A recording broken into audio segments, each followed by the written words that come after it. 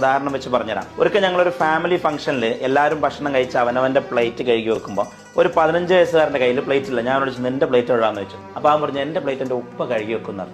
അതായത് അവന്റെ രാവിലത്തെ ബെഡ്ഷീറ്റ് ഉമ്മ മടക്കി വെക്കും, അവന്റെ ഡ്രസ്സ് ഉമ്മ അലക്കും, ഉമ്മ അയൺ ചെയ്യും, അവന്റെ റൂം ബാത്റൂം ഒക്കെ ഉമ്മ വൃത്തിയാക്കും, അവന് ഭക്ഷണം ഉപ്പ ഉണ്ടാക്കി കൊടുക്കും അല്ലെങ്കിൽ ഉമ്മ ഉണ്ടാക്കി കൊടുക്കും, അവന്റെ പ്ലേറ്റ് വാപ്പ കഴുകി വെക്കും. എങ്ങനെയുണ്ട്?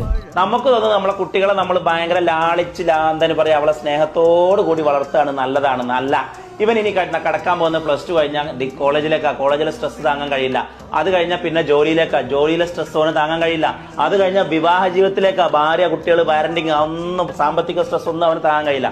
അന്ന് അവനിങ്ങനെ ജീവിതത്തിൽ എന്ത് ചെയ്യണം എന്നറിയാതെ ഇങ്ങനെ എന്തായാലും പറയാ ഒരു അന്താളിച്ച് നിൽക്കുന്ന ഒരു സമയമുണ്ട്. അപ്പൊ അവൻ പറയും എന്റെ ജീവിതത്തിൽ ഇങ്ങനെ ആക്കിയത് എന്റെ പാരന്റ്സ് ആണ്, എന്നെ ഒന്നും പഠിപ്പിക്കാതെ ഒന്നും ചെയ്യാൻ വിടാതെ എനിക്കൊന്നും അറിയാത്ത ഒരാളാക്കി എന്നെ മാറ്റിയത് എന്റെ പാരന്റ്സ് ആണ്, എന്റെ എല്ലാ പരാജയത്തിനും കാരണം പാരന്റ്സ് ആണെന്ന് അവൻ ഒരു കാലത്ത് കുറ്റപ്പെടുത്തും. അതുകൊണ്ട് തന്നെ തുടക്കത്തിലൊക്കെ നമുക്ക് തോന്നും നമ്മൾ ക്രൂരന്മാരാണെന്ന്. അങ്ങനെയല്ല.